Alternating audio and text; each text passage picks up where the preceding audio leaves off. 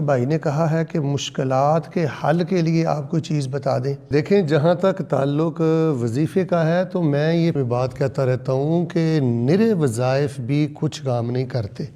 ظلم کو زندگی سے نکال لیں اور حرام کو زندگی سے نکالیں، پھر سبحان اللہ بھی آپ کو اپنا اثر دکھائے گا اور اس کی بھی ایک برکت ہوگی۔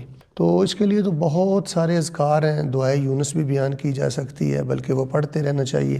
لیکن سر دست میں آپ کو جو قرآنی اولیاء ہیں نا، جن کو اللہ تعالیٰ نے اپنے قرآن میں ولی کہا ہے، اور ان اولیاء پہ مشکل آئی اور ان نے مشکل وقت میں جو وظیفہ پڑھا اور پھر جو اللہ تعالیٰ نے ان کو سہولتیں دیں اور اس وظیفے کی برکت دی، وہ وظیفہ میں آپ کے پیش خدمت کر دیتا ہوں۔ اور اس کے پڑھنے کے 2-3 طریقے ہیں۔ ایک تو آپ سورۃ الفاتحہ کے بعد اس وظیفے کو بار بار پڑھتے رہیں، کیونکہ یہ قرآنی آیت ہے، اور پھر آخری تشہد میں آپ سلام پھیرنے سے پہلے پڑھتے رہیں۔ باقی آپ چلتے پھرتے بھی اس کو پڑھتے رہیں۔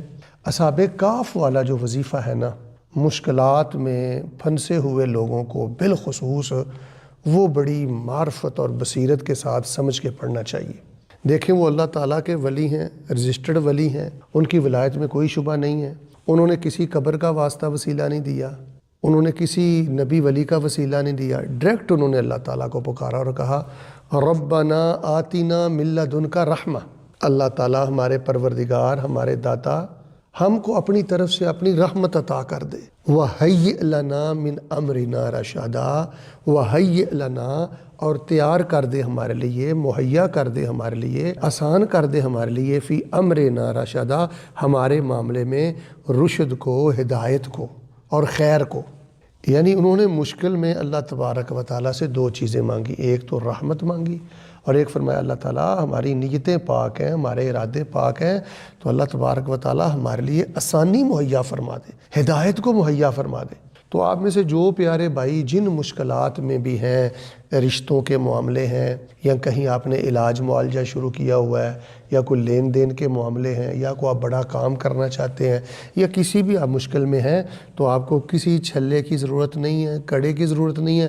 تو یہ جو وظیفہ ہے نا جی، ربنا آتنا من لدنک رحمہ وہیئ لنا من امرنا رشدا، آپ اس کو بہت زیادہ پڑھتا رہا کریں کہ اللہ مجھے اپنی طرف سے رحمت عطا کر۔ اگر میرے پیارے بھائیوں رحمت مل گئی تو سمجھ لیں سب کچھ مل گئی۔ رزق حلال بھی رحمت ہے، اولاد بھی رحمت ہے، بیٹا بھی رحمت ہے، سکون بھی رحمت ہے، ایمان کی لذت بھی رحمت ہے۔ اگر آپ قرآن پڑھیں تو ہر خیر اور ہر اللہ تبارک و تعالیٰ کا جو انعام ہے، یہ رحمت ہے انسان کے لیے۔ وَهَيِّئْ لَنَا مِنْ أَمْرِنَا رَشَدًا، اور اللہ تعالیٰ ہمارے معاملے میں اللہ ہدایت اور رشد کو ہمارے لیے مہیا فرما دے، آسان فرما دے۔ تو اس وظیفے میں توحید بھی ہے، اور اس وظیفے میں تعلق باللہ بھی ہے، رحمت کا سوال بھی ہے، درخواست بھی ہے، استخارہ بھی ہے، یعنی اللہ سے خیر بھی بندہ طلب کرتا ہے۔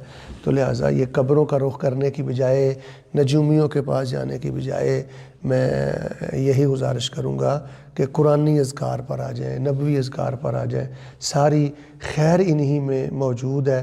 بد نصیب انسان وہ ہے جو مشکل میں مالی یا جانی نقصان بھی کرتا ہے اور عقیدے کا نقصان بھی کر لیتا ہے، شرک کی غلاظتوں میں اور شرک کی دلدل میں جا پھنستا ہے۔ اللہ تبارک و تعالیٰ مجھے اور آپ کو یہ وظیفہ پڑھنے کی توفیق عطا فرمائے۔ یہ مجرب وظیفہ ہے، اولیاء کا کیا ہوا وظیفہ ہے، قبول شدہ وظیفہ ہے، اور یہ قرآنی وظیفہ ہے۔ ایک ایک حرف پر 10 نیکیاں بھی ملیں گی، اور دیکھنا اللہ خیر کے دروازے کیسے کھولتا۔ اللہ مجھے اور آپ کو یہ وظیفہ پڑھنے کی توفیق عطا فرمائے، آمین ثم آمین۔